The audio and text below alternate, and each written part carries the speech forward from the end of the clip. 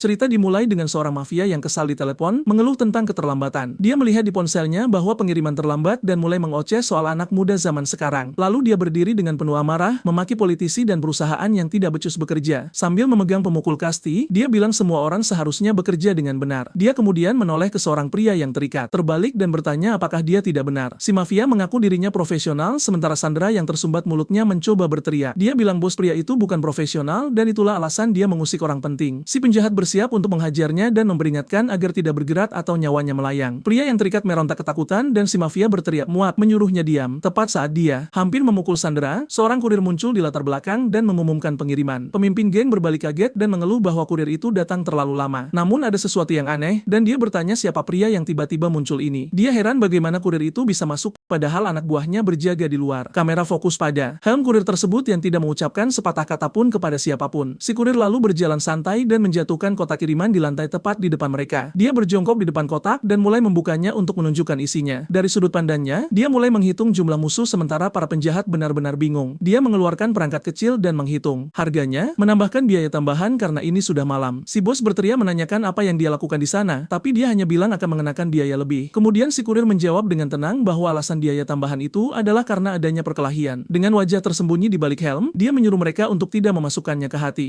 Pemimpin geng menganggap ini konyol dan anak buahnya bersiap untuk menyerang. Si bos berteriak agar semua orang menghabisi kurir itu, yang bahkan tidak bergeming dari tempatnya. Sebagai tanggapan, si kurir menendang kotak makanan dengan keras hingga melayang ke atas. Dengan itu, kotak tersebut menghantam wajah anak buah pertama yang menyerangnya tepat di wajah. Tepat setelah itu, pria lain mencoba menyerangnya dari belakang dengan pisau tanpa dia sadari. Namun, si kurir jauh lebih cepat dan mencengkeram lengan pria itu sebelum bilahnya mengenai sasaran. Dan tanpa pikir panjang, dia mendaratkan serangan sikut yang kuat tepat di tulang rusuk pria itu. Untuk menyelesaikan kombonya, dia melancarkan uppercut yang membuat musuh pingsan seketika. Dalam waktu singkat, dia sudah menumbangkan sekumpulan anak buah yang mencoba menyerangnya. Sisa penjahat ketakutan dan si kurir bilang dia sibuk dan sedang terburu-buru. Lalu, dia memberi isyarat dengan tangannya, menantang mereka semua untuk maju sekaligus. Pemimpin geng sangat terkejut dan ketakutan melihat kekuatan si kurir. Dia panik menghadapi situasi tersebut dan bertanya-tanya orang gila macam apa pria ini. Si bos menghadapi si kurir yang telah menghabisi anak buahnya dan bilang ini tidak masuk akal. Dia kemudian bertanya dengan putus asa siapa yang mengirimnya dan berapa banyak uang tunai yang dia hasilkan. Si bos berjanji akan membayar 2 atau bahkan 3 kali lipat asalkan si kurir berhenti. Namun, tanpa berpikir panjang, si kurir melayangkan pukulan tepat ke wajah pemimpin geng itu. Saat si bos tersungkur di lantai, dia menunjuk dan berkata bahwa ini adalah pelanggaran kontrak layanan. Setelah menumbangkan semua orang, si kurir berjongkok di samping bos yang tergeletak di lantai. Dengan pekerjaan yang sudah selesai, dia mengeluarkan ponselnya untuk mengambil foto sebagai bukti misi. Foto itu adalah swafoto dirinya yang memberikan jempol dengan pemimpin geng yang tak sadarkan diri di sampingnya. Kemudian, dia mengirim foto itu sebagai bukti dan sudah mulai memikirkan pekerjaan berikutnya. Saat itulah, dia menoleh dan menyadari pria yang masih terikat mencoba meminta bantuan. Sandra tersebut akhirnya berhasil meludahkan kain dari mulutnya dan mulai berteriak kencang. Dia memaki si kurir karena terlambat dan bertanya apakah keluarganya yang mengirimnya sebagai penyelamat. Pria itu terus berteriak dan bertanya apakah si kurir tuli karena dia menyuruhnya untuk melepaskan ikatannya. Tapi, pria itu menjawab bahwa menyelamatkannya bukan bagian dari pesanan, membuat si Sandra shock. Si kurir kemudian membalikkan badan untuk pergi dan si Sandra memohon dengan putus asa agar dia tetap tinggal. Si kurir berhenti dan memasukkan sesuatu ke dalam mulut pria yang tergantung terbalik itu. Dia menyerahkan kartu namanya dan menyuruh pria itu melakukan pemesanan resmi jika ingin bantuan. Lalu, dia mengangkat sedikit helmnya dan berkata dia akan menerima pekerjaan bertarung apapun jika bayarannya bagus. Adegan berganti dan dia menarasikan bahwa ketika ada pesanan masuk di ponselnya, rutinitasnya sangat sederhana. Dia memperlihatkan tangannya yang bernoda dan berkata dia hanya perlu bertarung tanpa perlu banyak tanya. Dan pada akhirnya, dia hanya dibayar untuk pelayanan yang berhasil diselesaikan. Kita mengetahui bahwa sudah 2 tahun sejak dia memulai pekerjaan ini saat dia masih di bangku SMA. Adegan berganti ke koridor sekolah dan kita melihat dia adalah anak yang sangat terampil. Ini adalah Lisang, siswa berusia 18 tahun yang menghasilkan banyak uang untuk usianya. Melihat ponselnya, dia memikirkan tujuan besarnya sebelum menjadi orang dewasa sungguhan. Impiannya adalah membeli apartemen mewah di gedung paling tinggi dan mahal di seluruh Seoul. Namun, dia mengeluh bahwa harga properti naik lagi dan semuanya sangat mahal. Tiba-tiba, dia mendapatkan notifikasi setoran lebih dari 1 juta won. Total saldo rekeningnya sekarang lebih dari 52 juta won. Menatap keluar jendela, dia menyadari bahwa dengan kecepatan seperti ini, mustahil untuk membeli apartemen itu. Beberapa pekerjaan terakhir tidak membayar terlalu baik dan dia masih sangat jauh dari impiannya. Dia kemudian mulai bertanya-tanya apakah dia harus mencari cara lain untuk mendapatkan lebih banyak uang di rekeningnya. Dengan frustrasi, si anak laki-laki itu menghela napas sambil menatap langit-langit kelas, tidak melakukan apa-apa. Dia bahkan berkata dengan lantang bahwa dia berharap tumpukan uang jatuh dari langit saat ini juga. Tepat pada saat itu, dia melihat ada masalah yang terjadi tepat di sebelahnya di koridor sekolah. Sekelompok perundung mengepung seorang gadis di lantai sementara pemimpin mereka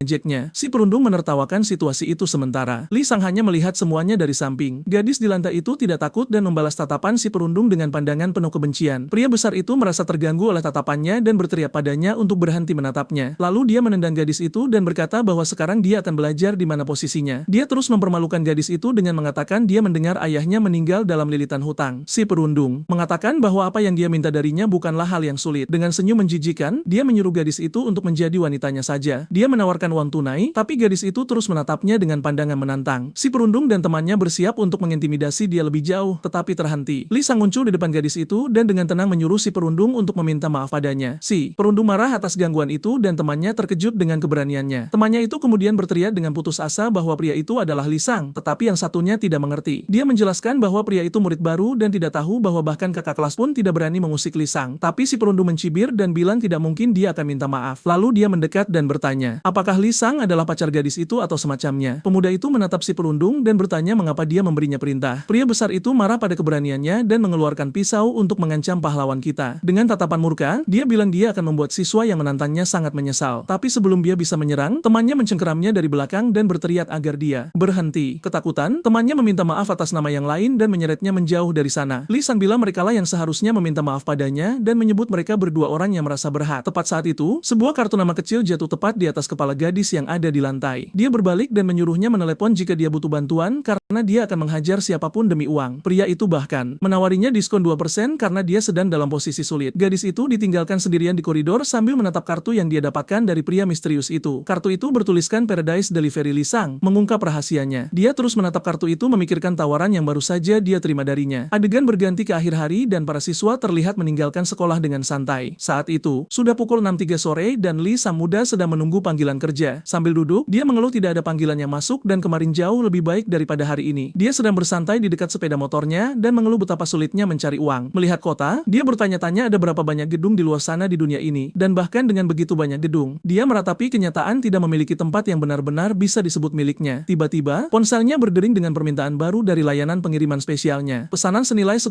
juta won muncul di layar dan dia terkejut dengan jumlahnya. Dia melihat ke arah kota dan memeriksa alamat pekerjaan barunya yang mahal itu. Matanya membelalak kaget saat dia menyadari di mana lokasi pengirimannya berada. Tujuannya adalah Gangnam Tower Palace, gedung mewah tempat yang selalu dia impikan untuk tinggali. Tiba di lokasi, dia terkesan dengan ukuran gedung itu dan hampir tidak bisa melihat puncaknya. Dia merasa ini menarik karena dia selalu ingin tahu seperti apa bagian dalam gedung itu sebenarnya. Kemudian pahlawan kita mulai bersiap-siap mengenakan seragam pengirimannya. Tepat setelah dia mengenakan helm di kepalanya untuk menyembunyikan wajahnya. Sebagai penutup, dia menyesuaikan sarung tangannya dan bersiap untuk tugas yang akan segera dimulai. Dengan seragam lengkap, dia bilang dia merasa termotivasi untuk pertama kalinya dalam beberapa bulan. Melalui kaca pelindung helm, kita melihat matanya fokus untuk menyelesaikan misi ini. Dia bilang ini waktunya mencari uang dan memasuki gedung mewah di lorong. Pria itu sampai di pintu apartemen 801 dan bersiap melakukan pengiriman. Dia menyadari itu adalah penthouse dan bertanya-tanya mengapa orang kaya menyewanya untuk ini. Pada saat itu, pintu apartemen terbuka dengan sendirinya, memperlihatkan tempat yang benar-benar gelap di dalamnya. Dia memasuki tempat gelap itu dan mengumumkan bahwa kiriman telah sampai untuk siapapun yang melakukan pemesanan. Dengan ponsel di tangan, dia heran mengapa semua lampu di apartemen mati. Jadi dia menggunakan lampu senter ponselnya untuk menerangi tempat itu dan melihat kemana dia melangkah. Cahaya itu memperlihatkan beberapa tanaman pot dengan label merah di atasnya di mana-mana. Dia berjalan melewati apartemen mewah yang besar itu hanya dengan menggunakan cahaya dari ponselnya sebagai pemandu. Lelah karena tidak bisa melihat, dia melepas helmnya dan mengeluh bahwa kegelapan itu menghalangi jalannya. Pria itu memasuki ruangan lain dan menyadari bahwa semua perabotannya juga memiliki label di atasnya. Tiba-tiba, dia melihat banyak sepatu mewah di sekelilingnya dalam kegelapan. Beberapa pria berjas dan bertopeng muncul dari bayang-bayang dengan senjata terarah padanya. Salah satu pria tidak membuang waktu dan menerjang maju untuk mendaratkan pukulan pada pahlawan kita. Tapi si kurir lebih cepat dan mendaratkan pukulan tepat di tengah tenggorokan pria itu. Dengan musuh pertama di lantai, dia berdiri menunggu untuk melihat apa yang akan dilakukan yang lainnya. Pemuda itu melihat tangannya sendiri dan bertanya-tanya apa yang sebenarnya terjadi di tempat ini. Dia menyadari bahwa orang-orang itu tidak terlihat seperti pemilik apartemen mewah tersebut. Kesal, dia mengeluarkan ponselnya dan mengeluh bahwa klien seharusnya memberitahunya berapa banyak orang yang ada di sana. Orang-orang itu bertanya-tanya siapa anak ini dan salah satu dari mereka memperingatkan bahwa dia bukan pria biasa. Pemimpin kelompok kemudian memerintahkan anak buahnya untuk menyerangnya sekaligus tanpa henti. Beberapa pria menyerbunya bersamaan, tetapi pahlawan kita dengan mudah menghindar dan menangkis semuanya. Tanpa peduli, dia terus melihat ponselnya dan menghitung orang-orang yang dia tumbangkan. Pemimpin orang-orang itu terkejut betapa mudahnya pemuda itu menghabisi mereka. Dengan penuh amarah, dia mengejar si kurir untuk mencoba mengakhiri ini dengan cepat. Pahlawan kita menghindari serangan bos dengan gerakan cepat dan tanpa usaha. Dia terus melawan orang-orang itu sambil tetap memegang ponsel di satu tangan. Dengan lincah, dia menendang satu musuh dan menghindari pukulan dari yang lain yang membawa pemukul kasti. Lalu dia mengambil sepotong kayu dari lantai untuk digunakan sebagai senjata darurat. Dengan kayu itu, dia mendaratkan hantaman telap pada salah satu pria hingga kayu itu patah saat benturan. Orang-orang lainnya ketakutan melihat kekuatan dan keahlian pemuda kurir itu. Dia terus menghitung dan dengan santai mengucapkan angka 5 sambil menatap ponselnya. Tanpa bahkan menoleh ke belakang, dia mendaratkan tendangan pada pria lain yang mencoba mendekat. Tiba-tiba, seorang pria yang jauh lebih besar mencengkeramnya dari belakang, mencoba menahannya dengan kekuatan besar. Si raksasa bilang bahwa perbedaan berat adalah segalanya dan dia akan meremukannya dengan mudah. Namun, dia terkejut melihat pemuda itu bahkan tidak terganggu oleh pelukan mautnya. Dia terpaku oleh kekuatan cengkeraman pemuda itu yang menahan tangannya dengan mudah. Pemuda itu mengeluh bahwa pelukan dari belakang antara dua pria adalah hal yang cukup menjijikan. Dengan ledakan kekuatan, dia berhasil melepaskan diri dari cengkeraman tersebut dan pria itu berteriak kesakitan. Pemimpin dengan pisau di tangannya bertanya-tanya mengapa si kurir tidak mau melawannya. Pemuda itu kemudian berada di belakang pria lain dan bertanya apakah dia yang seharusnya pergi ke sana. Pemimpin itu menjadi murka dengan ejekan tersebut dan memaki pria yang telah mengalahkan anak buahnya. Adegan beralih kembali ke pintu apartemen, sekali lagi menunjukkan nomor 801. Tiba-tiba, pintu itu jebol terbuka dari dalam dengan kekuatan yang luar biasa. Dengan pria terakhir di lantai, pemuda itu berkata bahwa yang ketujuh adalah akhirnya dan pekerjaan telah selesai. Dengan semuanya tuntas, dia mengira pekerjaan telah berakhir, tetapi dia sangat keliru karena pemuda itu berkata pada dirinya sendiri bahwa mungkin hal ini belum berakhir. Pada saat itu, sebuah tangan menghentikan pukulannya dan dia menyadari masih ada orang lain di sana. Pemuda itu terkejut dan bertanya-tanya siapa yang bisa menghentikan pukulannya dengan begitu mudah. Melihat orang tersebut, dia mengenali gadis yang dia bantu sebelumnya di sekolah. Dia kemudian bertanya dengan sangat terkejut apa yang dia lakukan keluar dari apartemen itu. Gadis itu menjawab dengan pertanyaan lain dan matanya membelalak melihat situasi tersebut. Kemudian, dia menunjukkan ponselnya dan mengungkapkan bahwa dialah orang yang melakukan pemesanan pengiriman selama ini. Dia melihat orang-orang di lantai dan berkomentar bahwa pekerjaan itu pasti tidak mudah sama sekali. Siswa itu bilang, dia membereskan mereka semua tanpa lecet sedikit pun dan itulah mengapa dia berguna. Benar-benar bingung, si kurir hanya bisa bertanya apa maksudnya dengan itu. Gadis itu menatapnya dengan tatapan serius dan bersiap untuk memberikan sebuah tawaran besar. Lalu dia meminta pahlawan kita untuk melakukan pekerjaan bersama dengannya mulai sekarang. Dia menjelaskan bahwa keselamatannya terancam dan dia perlu menyewa kekuatannya untuk melindungi dirinya sendiri. Dia bilang tugas ini tidak akan berbeda, tapi pemuda itu memotong pembicaraannya, sangat kesal. Pemuda itu berteriak bahwa dia tidak bekerja sebagai sopir pribadi, karena itu melanggar aturannya. Dia juga ingat bahwa gadis itu bangkrut dan dia mendengar perundung mengatakannya di sekolah. Dengan itu, dia bertanya bagaimana dia akan membayar biaya pengiriman untuk layanan yang baru saja dia berikan. Gadis itu hanya menganggukkan kepalanya dengan tenang dan agak termenung. Dia kemudian bertanya apakah dia menerima uang tunai, dan pemuda itu menyuruhnya untuk membayar saja. Dia memperingatkannya bahwa harganya akan lebih tinggi karena adanya biaya tambahan dan tidak ada diskon. Tiba-tiba, segepok uang tunai terbang ke arahnya, mengejutkan si kurir. Beberapa tumpukan uang jatuh ke lantai tepat di kakinya, membuat pria itu shock. Dia menawarkan 100 juta won untuk setiap kasus yang dia setujui untuk dikerjakan bersamanya. Wanita muda itu bilang dia tidak peduli dengan aturannya, karena mereka benar-benar saling membutuhkan saat ini. Melihat uang itu, dia bilang bahwa kepentingan mereka selaras satu sama lain. Pemuda itu membungkuk dan mengambil uang tunai dari lantai, masih tidak percaya dengan apa yang dilihatnya. Rahanya jatuh saat melihat itu adalah 100 juta won, dalam bentuk uang tunai yang nyata. Gadis itu tersenyum dan berkata bahwa sekarang matanya terlihat sedikit lebih tenang. Si kurir menatapnya, berkeringat, saat dia bersiap untuk bertanya sekali lagi. Dengan tatapan intens, dia bertanya sekali dan untuk selamanya apakah dia akan menerima pekerjaan bersamanya atau tidak. Cerita berlanjut di kota yang tenang di malam hari. Seorang anak laki-laki mendekati ATM untuk melakukan setoran. Jadi, dia memarkir sepeda motornya di depan ban untuk menggunakan mesin tersebut. Di tangannya, selembar uang 50 ribuan siap untuk disetorkan. Ini adalah protagonis kita yang berambut pirang dan dia memegang sebuah kartu. Dengan tangannya yang bersarung tangan, dia memasukkan kartu ke dalam mesin. Kartu diterima dan transaksi dimulai. Pemuda itu kemudian menatap tajam ke layar ATM. Wajahnya menunjukkan konsentrasi mendalam pada apa yang sedang dia lakukan. Layar menyala, menampilkan opsi perbankan yang tersedia. Transaksi selesai dan saldonya meningkat secara signifikan. Anak itu terkejut saat melihat jumlah uang di layar. Dia tidak percaya dengan matanya dan bertanya-tanya apakah itu nyata. Sebuah ingatan dari 2 jam yang lalu muncul di benaknya. Seorang gadis berambut hitam bertanya apakah dia menerima tawaran tersebut. Dia menatap curiga pada uang yang ditawarkannya. Namun, dia menatapnya dengan pandangan ragu. Gadis itu kemudian hanya mengonfirmasi bahwa kesepakatan telah dibuat. Tapi pria itu mengira dia bodoh karena mengira dia dia akan tertipu. Dia menuduhnya, mengatakan bahwa gadis itu pasti mempermainkannya. Dia mengejek anak itu dan memuji penampilannya yang penuh kecurigaan. Tangan bersarung memegang tumpukan uang sebagai bukti. Tapi, pemuda itu mengambil salah satu lembaran uang dan memeriksanya dengan teliti. Dia bilang bau dan tekstur uang itu terasa palsu. Dia kemudian bertanya bagaimana dia mengetahui rencananya. Mendengar ini, si gadis kesal dan memperingatkannya bahwa dia akan menyesal. Lalu dia hanya memberikan isyarat kasar pada gadis itu, dan dia pergi, menyuruhnya untuk tidak pernah mencarinya lagi. Kembali ke masa sekarang, pria itu syok melihat saldonya. Dia mempertimbangkan untuk kembali dan mengambil semua uang yang ditawarkannya. Pikiran itu menghantuinya, dan dia merasa hampir gila. Ekspresinya menunjukkan kepanikan murni saat dia menyadari kesalahan besarnya. Kemudian grafik mata uang kripto di ponselnya meroket. Dia menyadari bahwa semua tumpukan uang itu nyata. Pria itu mulai tertawa mengatakan bahwa tren itu menarik, tapi tiba-tiba grafik mata uangnya anjlok hingga 99%. Kita melihat dua anak muda itu meninggalkan ban setelah keributan tersebut. Anak itu memukul dinding ban karena frustrasi murni. Dia melihat ponselnya dan melihat nilai kripto yang hancur. Wajahnya berkerut marah saat dia mengepalkan tinjunya. Beberapa saat kemudian petugas polisi mengepungnya untuk menangkapnya karena vandalisme. Pemuda itu dibawa ke kantor polisi untuk diperiksa. Dia baru tahu bahwa biaya perbaikan ban akan sangat mahal. Tatapannya menunjukkan keputusasaan dan kekalahan total. Tagihan kerusakannya mencapai hampir 10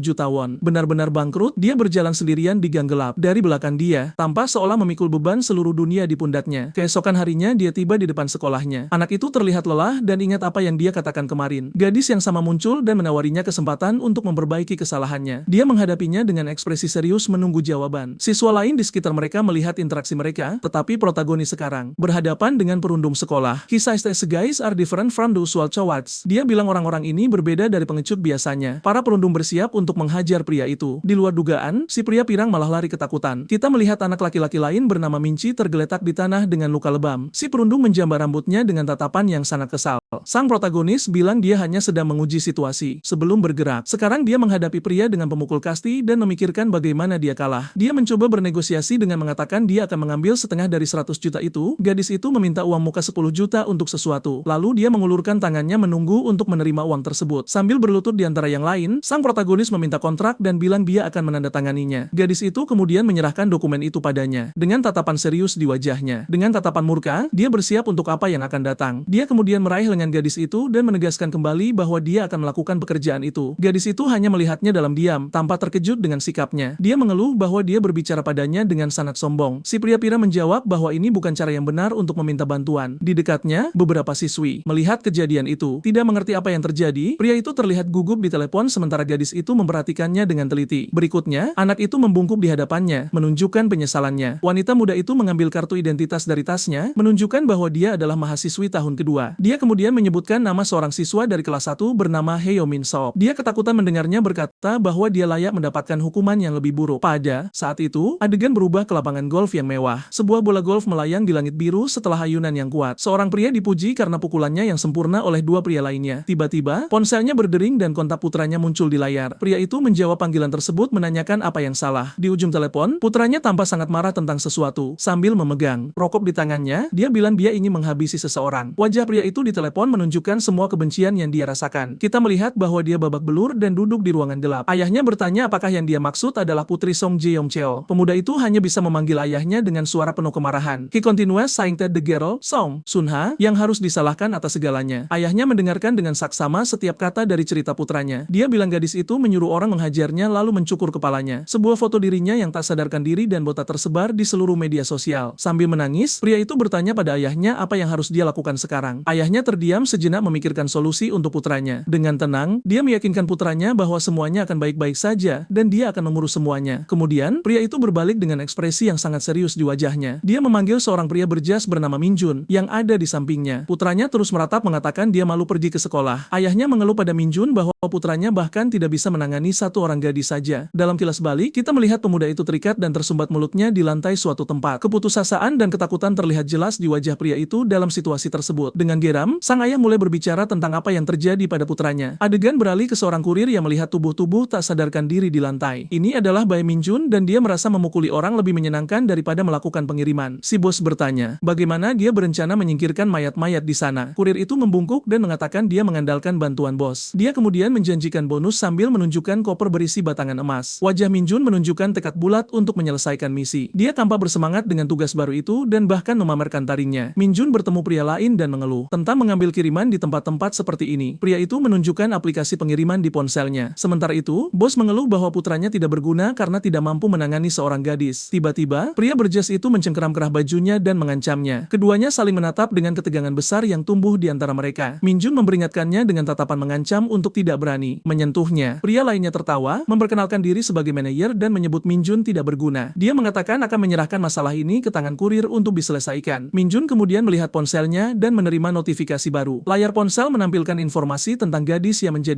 target. Melalui helmnya, kita melihat matanya fokus pada layar perangkat tersebut. Manajer mengatakan dia akan menangani kasus ini sesuka hatinya. Sang ayah menyalakan rokok dan menuntut pekerjaan itu diselesaikan tanpa jejak. Di ponsel, notifikasi pesanan muncul dan dia menerima pengiriman tersebut. Min Jun tersenyum sinis, menunjukkan bahwa dia siap untuk misi itu. Layar mengonfirmasi pembayaran 50 juta won untuk pekerjaan tersebut. Kita kembali kepada protagonis yang dengan cermat membaca rincian kontrak. Dia mengerti bahwa selama kontrak, dia dilarang menerima pekerjaan lain. Gadis itu kemudian memberitahunya bahwa apapun yang terjadi, dia harus selalu berada di sisinya. Dengan tatapan serius, sang protagonis bertanya apakah dia bisa bersumpah atas apa yang baru saja dia katakan. Dia menatapnya dengan ekspresi berpikir, menunggu jawabannya. Di ponsel, pria itu mengejek, mengatakan itu adalah kalimat yang sangat klise. Pria berambut pirang itu kemudian setuju dengan gerakan tangan dan menerima syarat yang ditetapkan oleh gadis itu. Dia mengonfirmasi janjinya dan menjamin akan memenuhi bagian dari kesepakatan mereka. Bel sekolah berbunyi dan gadis itu memberinya izin untuk masuk. Gadis itu memberitahu bahwa mulai saat itu, dia adalah kurir resminya. Mendengar ini, dia berpikir dengan lega bahwa uang sewanya terbayar, tetapi khawatir tentang tagihan berikutnya. Kemudian pria itu bertanya mengapa dia tidak mengirim pekerjaan senilai 50 juta. Pemuda itu menunjuk ke arah sekolah dan bertanya kemana dia akan pergi sekarang. Dengan ekspresi yang penuh tekad, dia menjawab bahwa dia pergi ke pekerjaannya. Terkejut, dia bertanya apakah dia ingin dia bolos sekolah karena dia butuh kehadiran. Tetapi gadis itu hanya mengabaikannya dan terus berjalan tanpa mempedulikan telasnya. Sesaat kemudian, keduanya terlihat bersama dengan skuter kuning di sekitar kota. Selanjutnya, kita melihat fasad sekolah yang megah bernama SMA Dodong. Gadis itu berhenti di depan sekelompok orang di tempat yang gelap dan sangat mencurigakan. Sambil duduk di kursi, seorang pria berkemeja merah muda menyuruh seseorang melepas sesuatu. Sekelompok gadis dan pria botak membungkuk di hadapan seseorang. Seorang pria yang duduk berbicara tentang menceritakan kisahnya kepada saudaranya dan bahwa gadis kurir itu telah tiba. Dengan tatapan bosan, seorang pria pirang menyapa pendatang baru. Dia meminta semua orang tenang dan memperingatkan bahwa dia akan mengulangi kata-katanya untuk terakhir kalinya. Rupanya, pemimpin kelompok itu memerintahkan mereka untuk melepas sesuatu yang mereka kenakan. Seorang pria yang lebih kuat mengancam akan menggunakan kekerasan jika mereka tidak mematuhi perintah yang diberikan. Protagonis kita memasuki ruangan dengan seragamnya sambil mengumumkan pengiriman. Pria berjaket oranye mengenalinya sebagai siswa SMA Tanjio. Pemimpin pirang itu tampak kesal dan menanyainya tentang pesanan yang konon dia buat. Pengganggu lainnya marah karena pesanan itu dibuat atas namanya. Kemudian kurir itu melayangkan tendangan kuat tepat ke wajah pengganggu itu. Dia kemudian hanya mengatakan bahwa kiriman itu untuk pria yang ada di lantai. Pukulan itu begitu kuat hingga kita melihat jejet cahaya yang menunjukkan kekuatan dampaknya. Akibat benturan itu, si pengganggu terlempar ke belakang dan jatuh tak sadarkan diri. Pemimpin pirang itu dengan tenang bertanya apakah dia melakukan pengiriman sesuai permintaan. Kurir itu menatap ke arah gadis yang membuat permintaan awal. Sebuah ponsel jatuh dari saku pria yang baru saja dijatuhkan di lantai. Di tanah, dia mencoba membuka kunci ponsel, tetapi pengenalan wajah gagal. Layar menampilkan pesan kesalahan yang mengatakan fitur tersebut tidak tersedia. Pada saat ini, gadis kontra itu hanya menghela napas melihat situasi tersebut. Protagonis menoleh padanya dan berkata tujuannya adalah untuk menghancurkan wajah pria itu. Para pengganggu lainnya terkejut dengan apa yang mereka saksikan. Sekelompok orang baru muncul di pintu tampak bingung dengan pemandangan itu. Pria itu kemudian bertanya kepada gadis itu tentang siswi lain yang berdiri membelakangi. Dia berteriak menunggu pesanan berikutnya. Dia memerintahkan pendatang baru untuk pergi ke sudut dan mengangkat tangan mereka. Protagonis mengancam mereka dan salah satu dari mereka setuju untuk segera patuh. Ketakutan dengan situasi tersebut, dia menoleh ke gadis itu dan bertanya apa yang dia lakukan. Dia hanya mengabaikannya dan menyuruhnya untuk terus bergerak. Selanjutnya, kita melihat gerbang sekolah menengah yang berbeda. Seorang guru mempertanyakan apa yang terjadi. Karena belum jam makan siang, pahlawan kita memegang rambut seseorang dengan sangat agresif. Di ponsel, pengiriman dikonfirmasi dengan foto pengganggu yang takluk. Seorang guru berlari dengan putus asa melalui lorong-lorong, meminta bantuan. Berlari dengan panik, dia melewati ruang guru sekolah. Guru itu berteriak bahwa orang gila muncul dan mulai menyerang siswa. Kemudian protagonis menutup mulut guru itu dan menyuruhnya diam. Dia meminta maaf kepada guru lain dengan mengatakan itu hanya lelucon. Pengiriman lain dikonfirmasi di aplikasi dengan foto korban lainnya. Satu lagi konfirmasi pengiriman menunjukkan siswa lain yang dikalahkan. Dan sekali lagi, pengiriman berhasil diselesaikan oleh protagonis. Sekarang, target berikutnya adalah Ju Jang-hun, senior di SMA Bunchang. Segera, pengiriman selesai, dan pria itu juga takluk seperti yang lainnya. Sebuah kotak menunjukkan beberapa ponsel dan dompet yang dikumpulkan dari para korban. Protagonis menutup tas kurirnya, menyimpan barang-barang milik para pengganggu. Gadis itu memperingatkannya bahwa hanya tersisa satu tempat lagi, tetapi itu akan menjadi yang tersulit. Protagonis mengamati situasi dengan cermat sebelum bertindak. Kurir itu kemudian bertanya pada gadis itu apakah mereka benar-benar sebuah tim. Gadis itu menatapnya dan bertanya apa maksudnya. Dia berkata, dia akan melakukan apa yang dia perintahkan, tetapi kontrak mereka bersifat timbal balik dan tidak ada komunikasi. Dengan itu, dia bertanya apakah dia tidak seharusnya berbagi tujuan. Gadis itu kemudian menyangkalnya, mengatakan mereka bukan mitra atau tim. Dia menyatakan bahwa hubungan mereka adalah klien dan kurir berdasarkan uang. Itulah sebabnya wajar baginya untuk tidak memberitahunya apapun tentang rencananya. Tetapi dia mengungkapkan bahwa dia mengumpulkan ponsel untuk menemukan informasi kontak seseorang dan tujuan akhirnya adalah mengantarkan protagonis kepada orang ini. Kemudian wanita muda itu menatapnya dan bertanya apakah dia akhirnya mengerti situasinya. Tiba-tiba, sebuah truk muncul dan menabrak skuter mereka. Kurir itu bertindak cepat dan memeluk gadis itu untuk melindunginya dari benturan. Di tanah dengan gadis itu dalam pelukannya, dia bertanya apakah dia baik-baik saja. Pada saat ini, pria itu mulai melepas salah satu sarung tangan hitamnya. Gadis itu berada di atasnya dengan ekspresi terkejut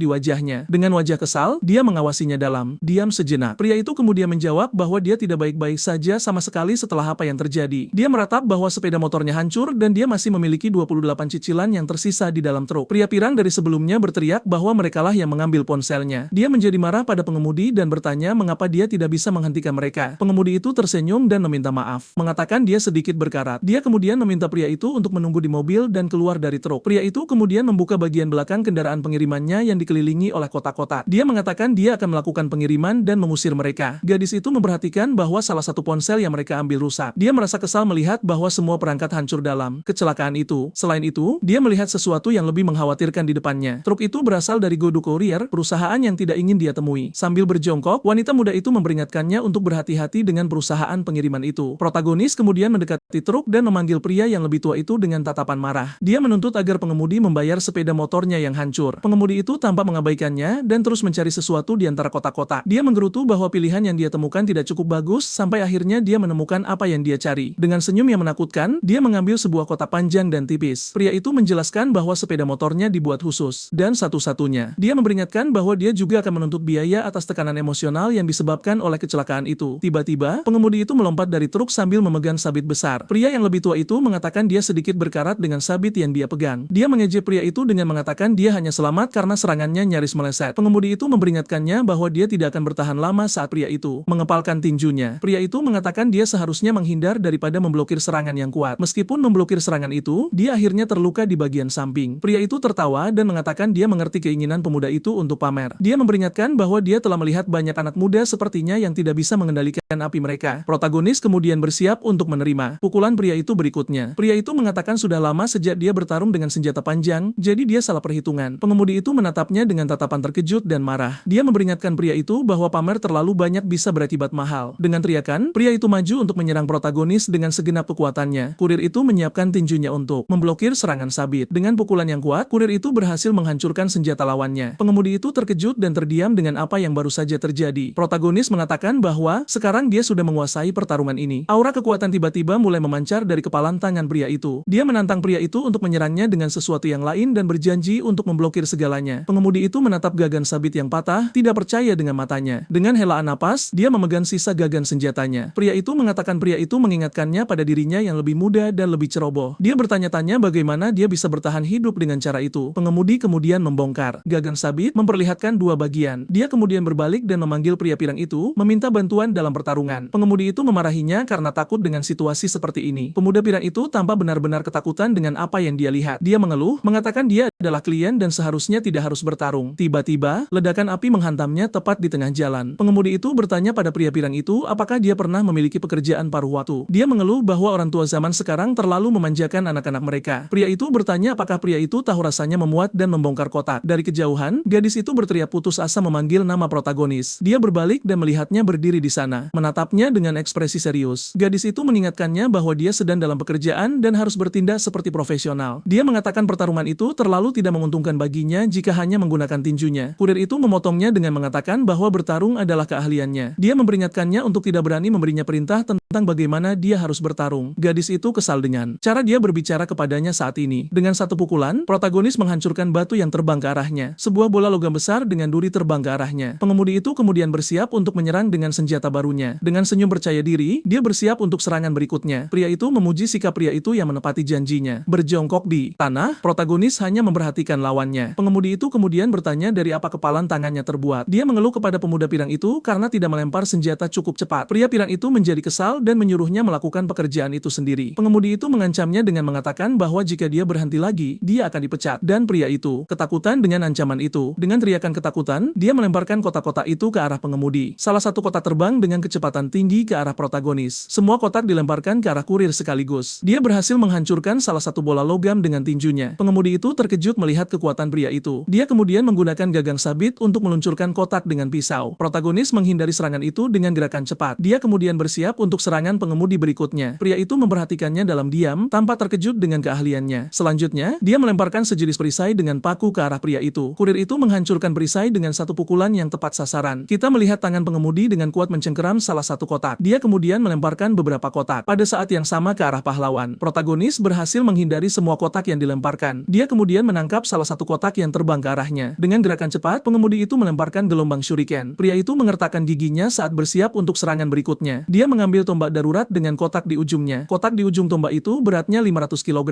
Dengan pukulan kuat, pria itu berhasil memblokir serangan tombak. Gagang tombak darurat patah karena kekuatan benturan. Pengemudi kemudian melompat dan mencoba melayangkan tendangan ke arah protagonis. Dia memiliki ekspresi terkejut dan kelelahan di wajahnya. Di tanah, pria pirang itu mengatakan dia berhasil melemparkan semua kotak. Protagonis mengambil helmnya yang patah dari tanah. Dia mengatakan sekarang saatnya untuk menyelesaikan skor untuk sepeda motornya. Pengemudi itu menghadapinya dan mengatakan bahwa orang yang pamer adalah yang pertama jatuh. Adegan masa lalu menunjukkan pengemudi yang lebih muda mengenakan topi. Dia menyuruh yang lain untuk mundur karena dia bisa menanganinya sendiri. Salah satu temannya memarahinya karena bertindak sendiri dan tidak mengikuti rencana. Mereka menghadapi satu pria yang telah disewa oleh perusahaan besar. Pengemudi yang lebih muda menanyakan apa perusahaan besar itu. Dia mengejek, mengatakan lawannya hanyalah orang bodoh yang belum pernah melihat pertarungan nyata. Pemuda itu melanjutkan, mengatakan bahwa pamer adalah untuk yang lemah dan itu tidak berlaku untuknya. Sesaat kemudian, dia dan kelompoknya benar-benar dikalahkan oleh lawannya. Musuh mengulangi kata-kata pria itu dengan mengatakan bahwa pamer adalah untuk yang lemah. Berlutut dan ketakutan, pengemudi muda itu setuju dengan apa yang dia katakan. Musuh mengatakan bahwa para seniornya selalu memperingatkannya untuk tidak pamer, tetapi dia mengungkapkan dengan senyum bahwa semua senior itu sudah pergi sekarang. Dia mengakui dia melenyapkan beberapa dari mereka, tetapi akan membiarkan pria itu hidup agar ada seseorang untuk diajak bicara. Musuh menatapnya dan mengatakan mereka akan membuktikan bahwa mereka benar selama ini. Kembali ke masa sekarang, pengemudi memutuskan untuk meninggalkan gaya bertarungnya yang lama. Dia membuang semuanya dan bersembunyi dari dunia untuk menjalani kehidupan sederhana. Semua ini karena takut suatu hari bertemu dengan pria itu lagi. Selama 30 tahun, dia menghindari konfrontasi apapun agar tidak menarik perhatian, tetapi sekarang dia dihadapkan dengan seseorang yang sangat mirip dengan saingan lamanya. Insting pertamanya adalah membuang semuanya dan lari dari situasi itu. Dia merasa bahwa menghadapi protagonis berada di luar kemampuannya. Bagi pengemudi, bertarung dengannya sekarang hanya akan menjadi pamer tanpa peluang untuk menang. Meski begitu, dia bersiap untuk bertarung dengan ekspresi yang penuh tekad. Protagonis menatapnya dengan bingung, tidak mengerti sikapnya. Pria itu kemudian bertanya-tanya apakah hidupnya sebagai buronan benar-benar sepadan. Dia memutuskan dia tidak bisa lagi hidup dalam pelarian. Menjadi tua dalam ketakutan, pengemudi itu bergerak maju mengatakan bahwa jika dia lari sekarang, dia tidak akan pernah berhenti. Dengan teriakan, dia mengatakan bahwa di masa jayanya, dia juga memukul dengan keras. Pria itu tersenyum dan mengatakan itu adalah hal pertama yang dia sukai hari ini. Dengan pukulan yang siap, pengemudi berlari untuk menyerang protagonis, tetapi kurir itu lebih cepat dan mendaratkan pukulan kuat ke wajahnya. Pukulan itu begitu kuat sehingga pengemudi terlempar ke udara. Setelah kemenangan, protagonis berbalik untuk meninggalkan tempat kejadian. Dia mengatakan pria itu tidak perlu membayar sepeda motor, karena dia akan segera kaya. Tiba-tiba, pria pirang itu berteriak marah pada keduanya karena pertarungan itu. Protagonis memperhatikan sesuatu yang aneh dan ekspresinya menjadi lebih serius. Pria pirang itu mencengkeram gadis itu dan menjadikannya sandera, mengancam kurir itu. Dia kemudian menempelkan pisau ke leher gadis itu untuk menunjukkan dia tidak bercanda. Pria itu berteriak, bertanya, di mana ponselnya dan mengancam akan menyakitinya. Dia menekan mata pisau ke kulitnya untuk meningkatkan tekanan. Gadis itu bereaksi cepat dan menanduk hidung penculik itu. Selanjutnya, dia melayangkan tendangan tepat ke area sensitif pria itu. Pria pirang itu jatuh ke tanah sambil mengerang kesakitan. Saat dia mengamatinya, protagonis bertanya apakah dia mengira dia tidak akan siap untuk sesuatu seperti ini. Gadis itu mengatakan bahwa dalam pertarungan 1 lawan 1, dia dengan mudah mengalahkannya. Truk aneh dengan titik tajam melaju di jalan yang diinjak protagonis di kepala pria pirang yang jatuh itu. Dia mengatakan dia takut sesuatu yang buruk akan terjadi padanya. Gadis itu berbalik dan mulai berjalan pergi, mengabaikan apa yang dia katakan. Dia berjalan melewati ponsel yang rusak di tanah tanpa peduli. Protagonis memperhatikannya dalam diam dengan ekspresi serius. Dia mengatakan bahwa kecelakaan terjadi dalam bisnis pengiriman. Pria itu menunjuk padanya dan mengatakan tugasnya adalah bertarung, bukan untuk melindungi. Gadis itu kemudian dengan erat memegang tangannya dan menatapnya. Keduanya saling menatap dalam diam. Untuk sesaat, dia bertanya apakah tangannya baik-baik saja. Setelah begitu begitu banyak pukulan. Kurir itu terdiam karena perhatiannya yang tiba-tiba merasa malu. Dia tergagap bahwa dia baik-baik saja dan bertanya-tanya apakah dia khawatir. Gadis itu menghela napas dan menyebutnya orang bodoh keras kepala yang membuatnya tidak bisa berkata-kata. Dia memarahinya